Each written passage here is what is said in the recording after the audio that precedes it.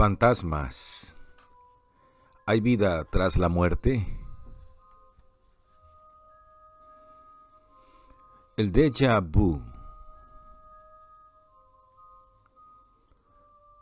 Realmente elocuente y aclarador se nos muestra Charles Dickens en su novela David Copperfield para explicar este fenómeno, cuyas palabras reproducimos. Todos tenemos la experiencia de una sensación que nos viene de vez en cuando, de que lo que estamos haciendo y diciendo ya ha sido hecho y dicho con anterioridad en un tiempo pasado. La certeza de haberse visto rodeado hace muchísimo tiempo de las mismas caras, objetos y circunstancias, de saber perfectamente lo que se va a decir, como si lo recordáramos de repente. Casi todo el mundo ha sentido en algún momento la sensación de estar viviendo una situación que ya había vivido con anterioridad. Este fenómeno, conocido como déjà vu, podría ser, según algunos investigadores, una prueba de la reencarnación. Varios estudios han demostrado que cuando menos un tercio de la población mundial ha tenido este tipo de experiencias, las cuales se suelen producir en mayor número en edades comprendidas entre los 15 y 25 años, y por lo general en situaciones cotidianas. Y por lo que explica la mayoría de los que experimentaron este tipo de vivencias, una de sus características es que, además de la vista, intervienen en ella otros sentidos como el gusto, el olfato, el oído o incluso la intuición. Otro fenómeno similar y que los expertos engloban en el déjà vu es el déjà visité, ya visitado. Este fenómeno es cuantiosamente sufrido por muchas personas cuando en pleno viaje turístico a una zona en la que nunca habían estado y tras ver un paisaje, montaña, lago, río, etc., se sorprenden ante la sensación que les invade de aquí ya he estado antes, o esto ya lo he soñado antes.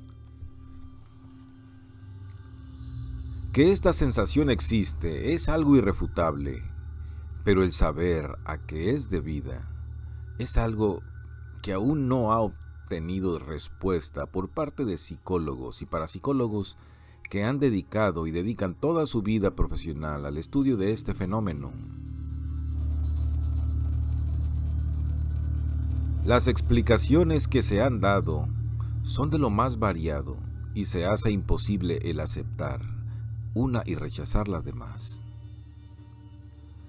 pues todas ellas tienen una base, si bien cuestionable, no imposible de toda existencia. Así pues, el abanico de teorías va desde posibles abducciones de extraterrestres a ser motivo de la existencia del universo, dimensiones y vidas paralelas, pasando por las teorías que realmente nos importan en este libro, de ser consecuencia de una vida o vidas anteriores, o incluso prueba inequívoca de la capacidad del desdoblamiento del alma durante el estado del sueño profundo.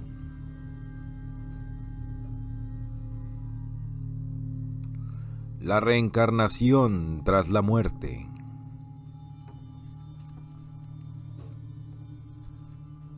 Esta es una de las creencias más extendidas y arraigadas en la humanidad. Y curiosamente, a pesar de que religiones tan extendidas como la cristiana estén en su contra, no hay que olvidar que a finales del siglo XIII los cátaros, quienes defendían esta creencia, fueron tachados de herejes por la Santa Inquisición y consumidos en la hoguera. Un estudio recientemente realizado mostraba que un altísimo porcentaje, cerca del 80%, de los cristianos consultados creían en la posible reencarnación del alma después de la muerte. Son muchos los casos de niños que a una corta edad tienen reminiscencias de vidas pasadas. Pero curiosamente, la mayoría de estos casos se dan en culturas de países que aceptan sin problemas la idea de la reencarnación, como en el Tíbet, Nepal, Birmania o la India. Pero es más curioso que estos niños procedan de familias pobres y recuerden haber pertenecido a familias poderosas o cuando menos adineradas, y nunca al contrario.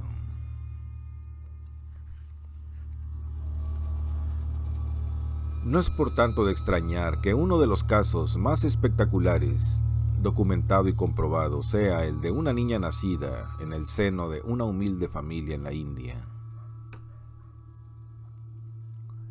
A finales de 1926 nació en Delhi una niña llamada Shanti Devi.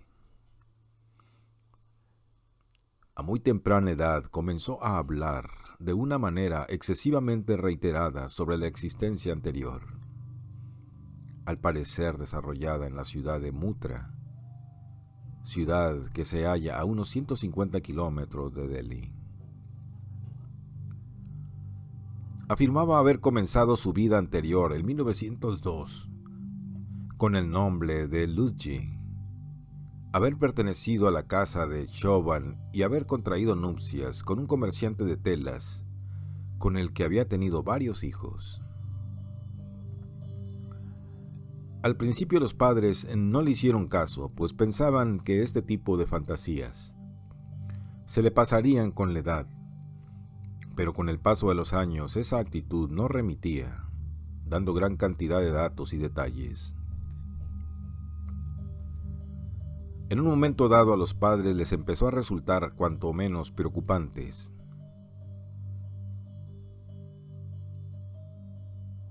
Por tanto, resueltos a aclarar de una vez lo que decía su hija, los padres de Shanti decidieron verificar si lo relatado por su pequeña era realmente cierto. Había tal abundancia de datos que no sería difícil pillarla en un error. Llevaron a la pequeña a un médico. Este escuchó la descripción que la pequeña realizó de su muerte, que según ella se había producido al dar a luz a su cuarto hijo. Al médico no le quedó más remedio que reconocer que el relato contenía detalles médicos imposibles de conocer para una niña de 7 años. Además, este indicó que la pequeña no padecía de ninguna enfermedad mental. Tras lo visto, sus padres no hallaron solución mejor que trasladarse con su hija a la ciudad de Mutra y realizar las comprobaciones oportunas. Efectivamente, las historias narradas por Shanti eran ciertas en su mayor parte. Esta, indicó el conductor, el camino correcto para llegar a su antigua casa. El Comité de Observación para la Investigación y Verificación del caso, que ya había levantado una gran oleada de expectación, pudo comprobar cómo Shanti, a pesar de no haber estado nunca en la ciudad de Mutra, se manejaba por sus calles como si hubiera vivido allí durante años. Una vez llegados a la antigua casa de esta, la pequeña niña no tuvo ningún problema en reconocer a su antiguo marido, así como a varios de los familiares allí presentes. A sus supuestos hijos los reconoció con escenas de gran emoción, sin ningún problema, salvo la excepción del cuarto hijo, a quien no reconoció y que fue el que nació durante el parto en el que murió Lutji.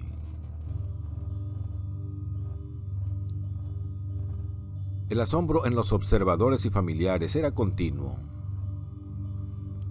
Y como prueba final, Shanti insistió en que Luigi había enterrado algunos anillos antes de morir y se ofreció a enseñar a los investigadores dónde estaban ocultos. Los científicos cavaron en el lugar indicado por Shanti y allí descubrieron, en efecto, una pequeña bolsa con anillos. La madre de Luigi los reconoció y dijo que habían pertenecido a su hija. Ahora bien, he aquí la siempre vigente duda que nos salta cuando uno trata estos temas de reminiscencias de una vida anterior. ¿Se trata de un recuerdo de una vida pasada o es todo ello producto de un fraude?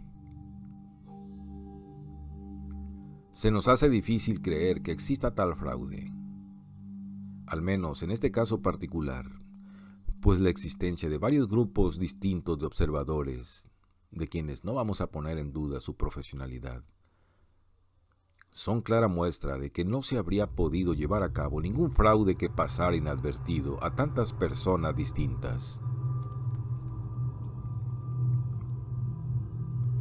Aunque responder a la primera pregunta que se nos plantea resulta relativamente sencillo, muchísimo más complicado será responder a la de si es realmente un recuerdo de una vida anterior al nacimiento o se trata de una percepción extrasensorial que permite leer el pensamiento de los demás. Está reconocido científicamente que el ser humano tiene poderes que le permiten conocer cosas que le son completamente ocultas a los 5 sentidos. Si bien es cierto que estos poderes existen, es muy rara la gente que los tiene desarrollados hasta el punto de poder utilizarlos a su antojo. Pero es muy común, tras adivinar algo, que la persona que así lo ha hecho se le atribuya a un sexto sentido, intuición, presentimiento, premonición, etc. Y gracias a ello se puede aceptar en lo que sucederá en un futuro o en lo que sucedió en un pasado. Este poder innato será tratado más adelante, pues es el eje central en el que se basan muchos de los estudiosos del tema de la vida en el más allá. Pero baste decir, por el momento, que el conocimiento que de él tenemos es ínfimo y no sabemos hasta qué límite insospechados pueda llegar.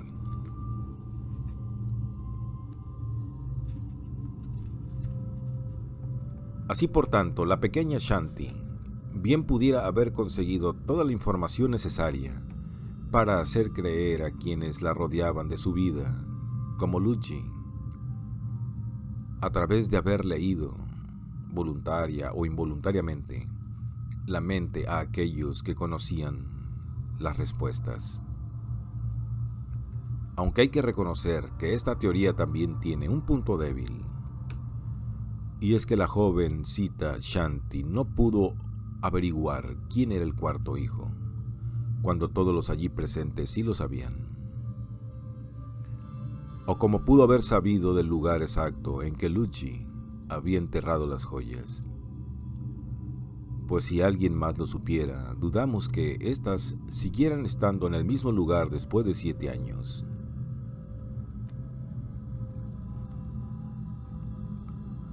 La reencarnación en diferentes doctrinas.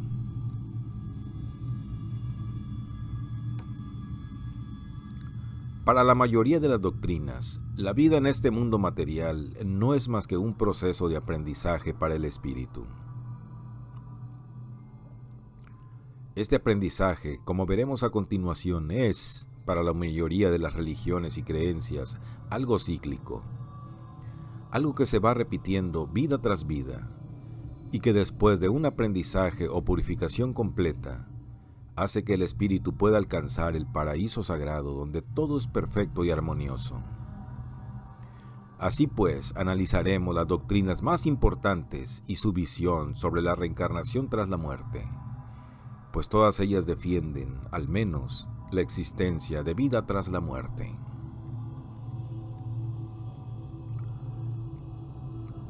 Doctrinas orientales. Hinduismo. La creencia en la reencarnación es una vieja tradición hindú, la cual resulta como consecuencia de su dogma central acerca de la ley del karma, sobre el cual se basa esta religión.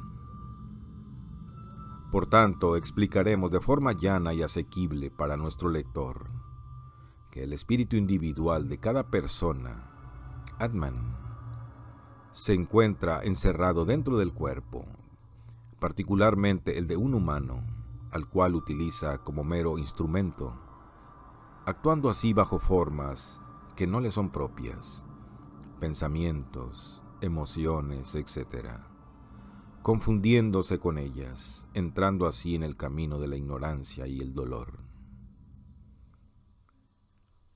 Es esta ignorancia la que ata al Atman al ciclo de las reencarnaciones.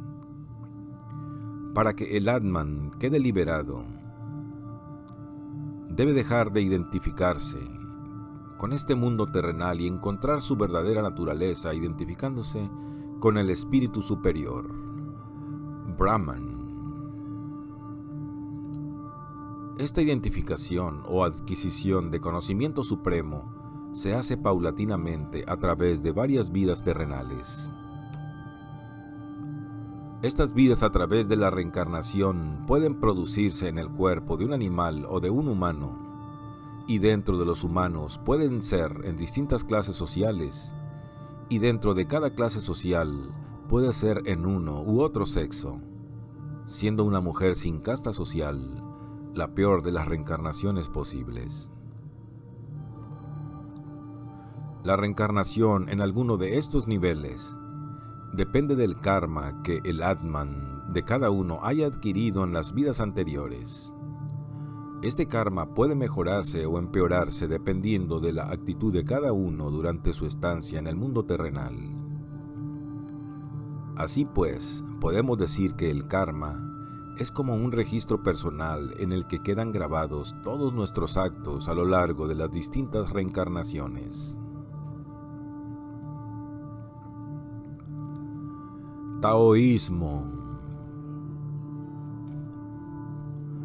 Esta doctrina china no comparte la misma idea de la reencarnación que poseen otras doctrinas, pues no hay más que referirse al gran filósofo taoísta Liexi, siglo V a IV a.C.,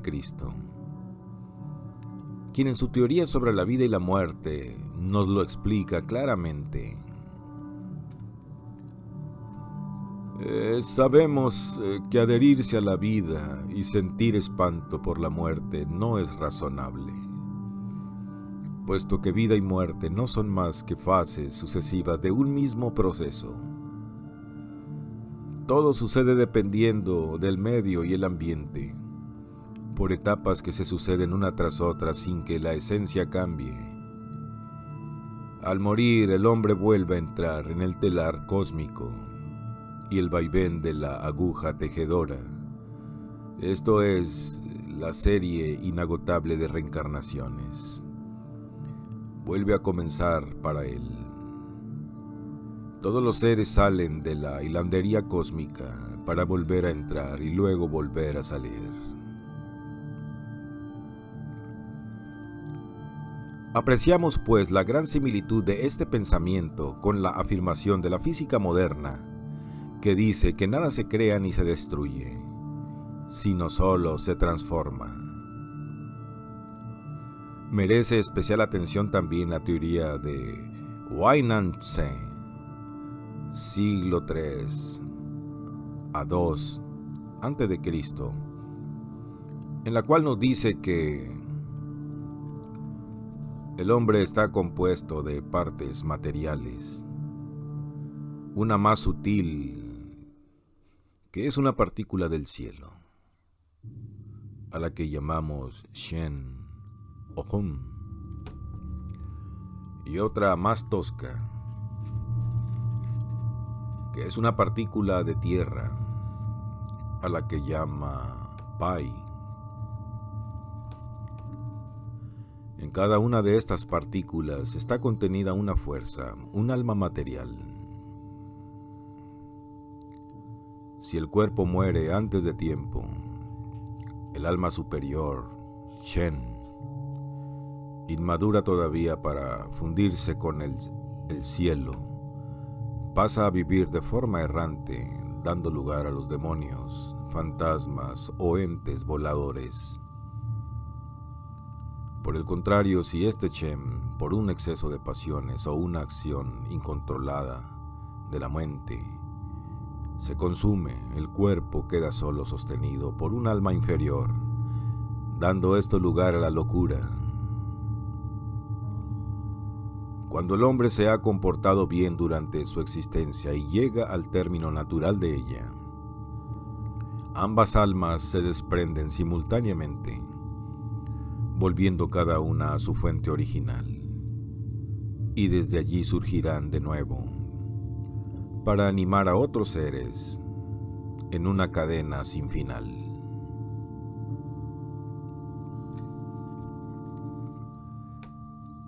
Budismo. Durante la época en la que vivió Buda, siglo VI a V a.C., la creencia de la transmigración hinduista estaba muy arraigada en la sociedad oriental. Así, por tanto, el que fue fundador de esta doctrina no tuvo otro remedio que adoptar esta creencia, adaptándola a su nueva forma de entender al hombre y lo que le rodea. Así pues, nadie mejor que el actual Dalai Lama, en declaraciones hechas a Jean-Claude Carrière en La fuerza del budismo, para explicar lo que significa la reencarnación para el budismo. El ciclo de los renacimientos, el samsara, es la condición de toda vida. Ninguna existencia escapa a él, a menos que alcance el nirvana. Esta condición es dolorosa porque nos obliga a revivir sin cesar, en niveles que pueden ser peores que los que ya hemos conocido. Cuando nuestro espíritu alcanza un cierto grado de cualidad que llamamos la conciencia sutil, no puede morir en el sentido ordinario de la palabra. Puede reencarnarse en otro cuerpo.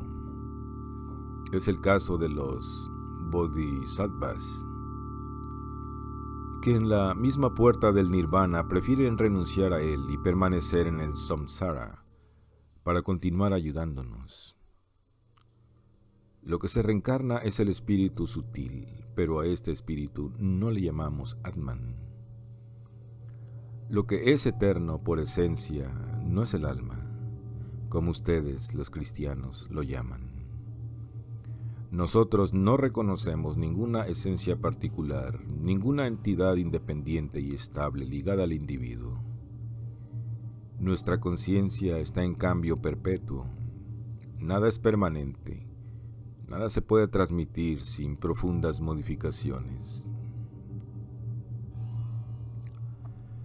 Así pues, observamos que según la creencia budista, la reencarnación no es más que una premisa o sanción, que todos aquellos que fallecieron sin haber adquirido un nivel apto de conocimiento. Nos muestra también esta creencia que no se debe temer a la muerte, pues la muerte definitiva significa entrar en el nirvana, y así se evita la reencarnación. La doctrina budista se asemeja a la hindú en que las reencarnaciones son mejores o peores dependiendo de la calidad de las obras realizadas en la vida anterior. Aunque hay que señalar que en el budismo la intención es más importante que el grado de consecución de estas obras. Doctrinas occidentales. Orfismo.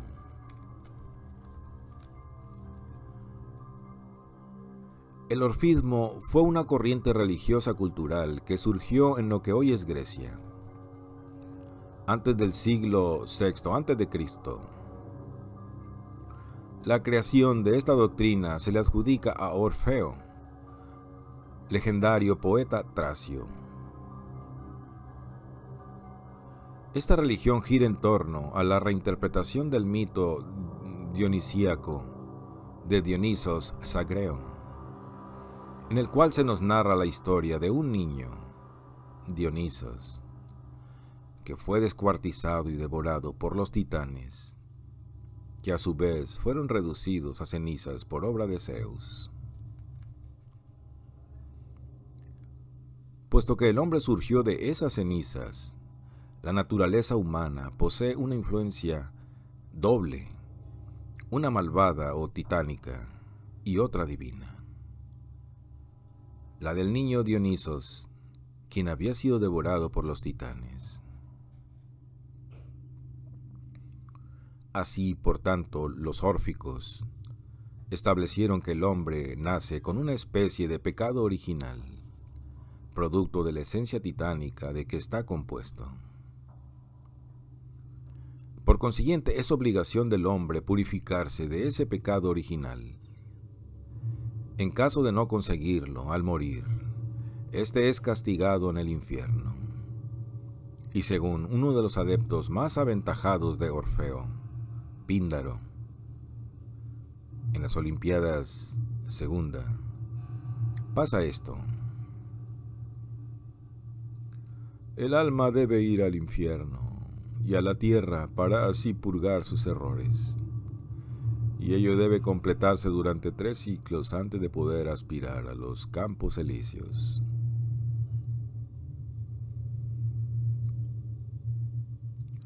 Pitagorismo. La escuela pitagórica fue fundada en Crotona, en la actual Italia, por Pitágoras, 570 a 490 a.C. Esta escuela, basada especialmente en el orfismo, admitía a mujeres e imponía el celibato a sus discípulos, así como la comunidad de bienes y reglas, además de normas muy estrictas para la purificación del cuerpo y del alma. La metempsicosis es famosa en el campo espiritual de la doctrina pitagórica.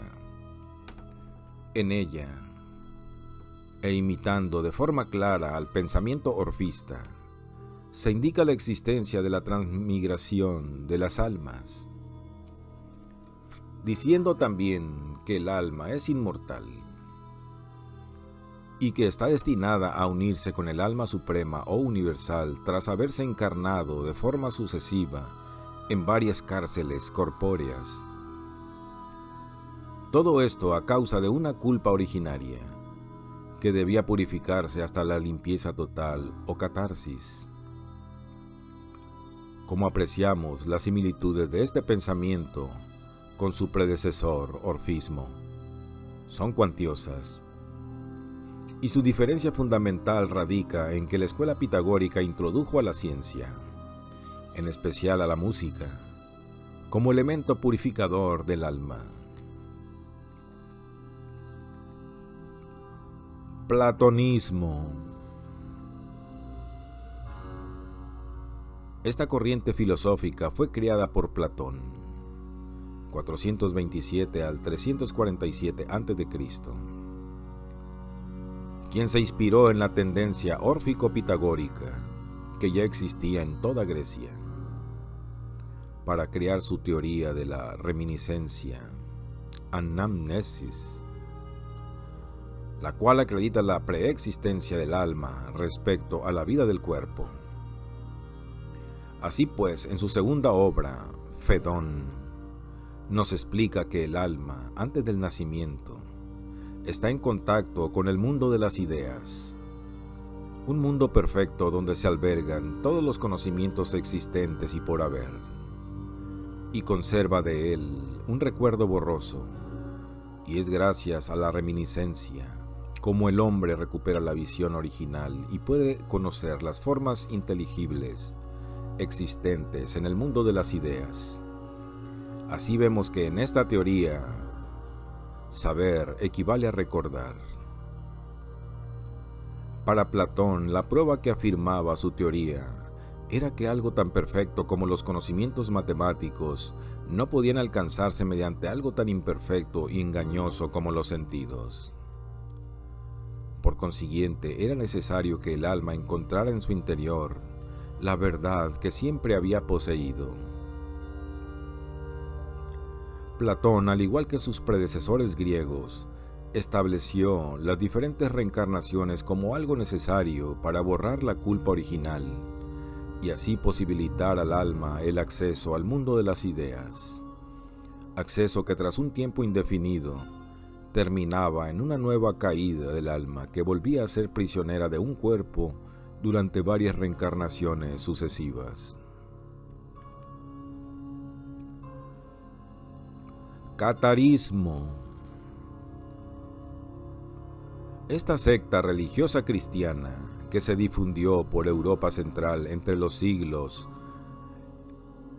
XI y XIII fue exterminada por el Papa Inocencio III al ejercer en el año 1209 una cruzada contra ellos, pues su anterior intento de reconducirlos al camino dictado por Roma mediante misioneros dominicos había sido un rotundo fracaso.